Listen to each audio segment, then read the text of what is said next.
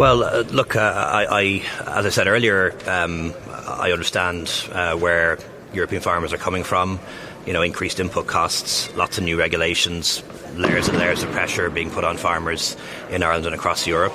We understand why protests are happening. I think the fact they turned violent was very unfortunate because that actually made it harder for European authorities or European governments to do anything to respond to the protests. Once they turn violent, you just can't be seen to be responding to that. So I think that was a big mistake on behalf of some farmers to engage in violence and vandalism, and that's very regrettable.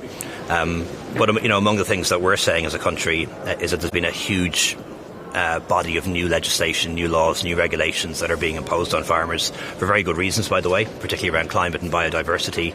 We should focus on implementing them, not coming up with new ones. Let's implement the ones we have first. And then certainly I was of the view, President Macron, others were of the view that we can't have a situation whereby we ratify a trade agreement like Mercosur that says to our farmers and food producers that you must produce food to a certain standard, and yet we will allow imports from other parts of the world to a lower standard. We don't think that's fair. You say that the violent protests put the leaders off. The three leaders are meeting the farmers this afternoon, including the President of the European Commission. Is that right? There is a dialogue involving farmers and NGOs. I'll be meeting our farm organisations quite soon as well, and I do so regularly. It's absolutely right that we should meet with farm organisations.